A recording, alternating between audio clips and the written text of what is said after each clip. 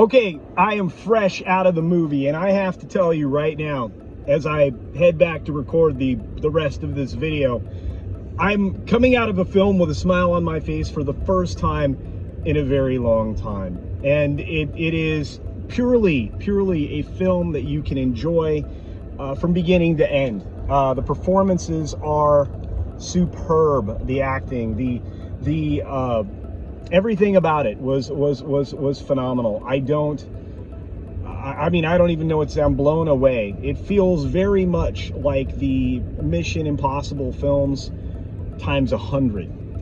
And there wasn't a lot of plot holes. There were a few. You still have the problems where the bad guys will fire thousands of bullets, and you fire a few and you hit them, very much like John Wick. But at the same time, this is one of those amazing experiences that stick with you, that you feel. Anyway, more coming up after this. Here we go. Whew, oh boy, I saw a movie, and you really should too. I have to tell you, if you saw the little intro from the car, I'm really flying. This movie will get you pumped. There's a ton of adrenaline in it, of course, because it's a lot of action. And Tom Cruise nails all the stunts. He hits all the marks, and he even acts his butt off. All of the wonderful actors that are in this, that's a consistent theme. They all act their butts off. They do such a great job portraying those characters. You really are invested in them from the very beginning. And let me assuage your fears here.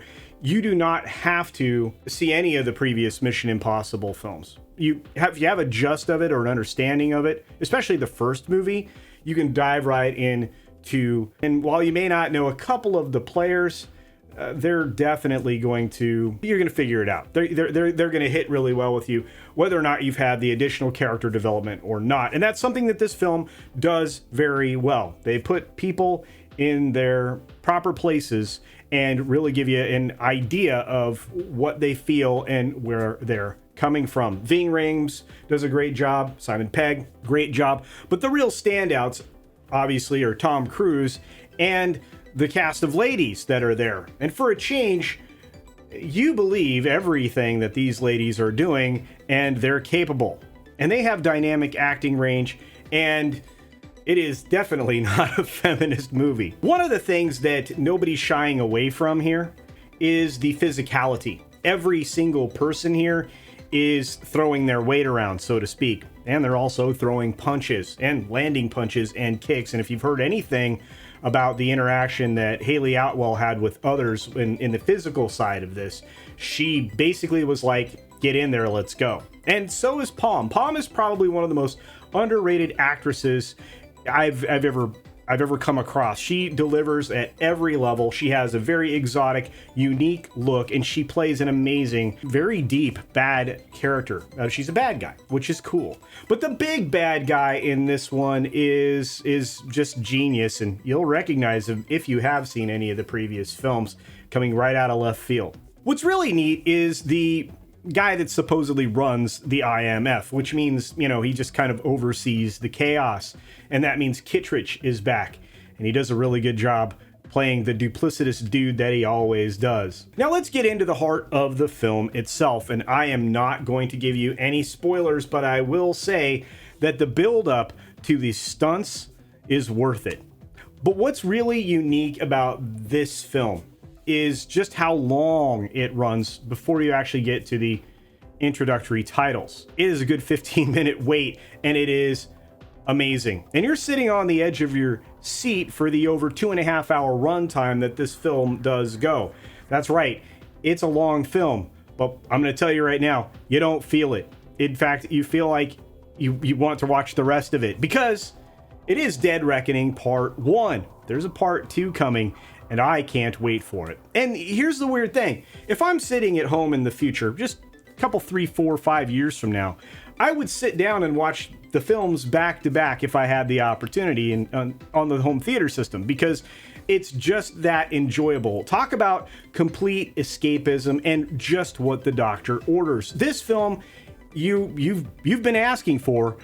Hollywood just hasn't been delivering it. But leave it to Tom Cruise to do that just regularly. I mean, Top Gun Maverick, this one, and probably every other thing he's ever been in, even the bombs that he's been in. And he's been in some bombs, to be fair, but the guy really brings it every time. So back to the film real quick. The intro segment's fantastic. Then you have the titles, and then you're blown away because you're just at the beginning of the movie.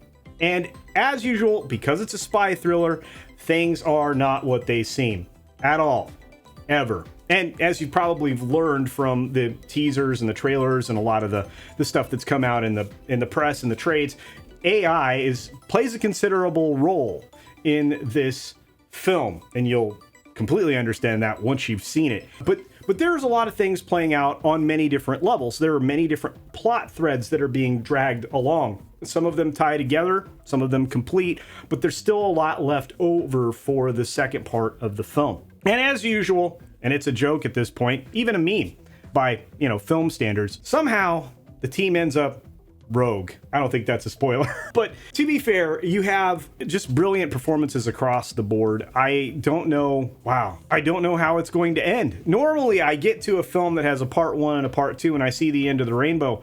On this one, I just don't know. And there is a shadowy character here that has not been fully or completely revealed. There's also the level of spy intrigue in this film that really calls into question who the good guy is, sort of. You kind of have an idea who the bad guy is, sort of. And as you get towards the end of the film, after the amazing stunts that you'll see towards the end, by the way, this is chock full of amazing stunts, funny stuff, but and character depth anyway. But when you get to the end of the film, it kind of is going to be laid out for you what the beginning of Dead Reckoning Part 2 might be, but that's it. At least you have that sense of urgency to see the second part, and that's all I can ask for in a movie like this. Do I believe that Tom Cruise can go on and do more Mission Impossible films? Absolutely. After witnessing what I just saw, yes, Tom Cruise is the last movie star. He's probably the last action star at this point, and boy, can he run. I think what I really appreciate about the franchise, and in particular this film, is just how creative they are, because we haven't had a lot of creativity in Hollywood in quite some time. They come up with really interesting conundrums, problems, and then they come up with even more amazing solutions.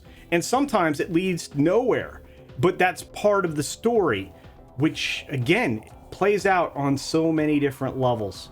When I get around to doing spoilers for this, and I probably will on Thursday on the Hcast, Mr. H's Hcast, or possibly after the weekend, I think you're going to appreciate some of the other things that I can't reveal because I don't want to spoil it for you. You have to go and see this film. And I'm so excited about it, I'm just going to go ahead and give you the rating because that surprises me too. Normally, it takes a lot to earn a much higher tier score from me because I'm very critical about a film.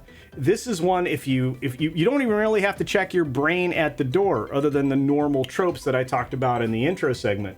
But I mean, rarely do I come out of a film with a smile on my face, and it's not even over because of part 2. Anyway, to the rating very quickly, I'll give you my normal scale and then one that I think other people like. I usually like to stick on a 5-point scale. This film is a 4.5 out of 5. Hugely high rating. Almost no films earn 5 stars. In kind, if you translate that to a 10-point scale, 1 to 10, 10 being the highest, it's a solid 9. And again, it's rare air. This film is that much fun. It is a bona fide blockbuster.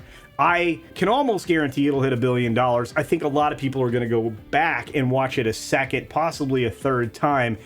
And how many movies can you say that about nowadays? Even more here, a little bit of bittersweet, to be fair. Indiana Jones is done. This film is going to eat the box office. It's probably going to put a major impact in Oppenheimer. I think that this will actually strip away some of what potentially Oppenheimer could have earned at a different point in the calendar.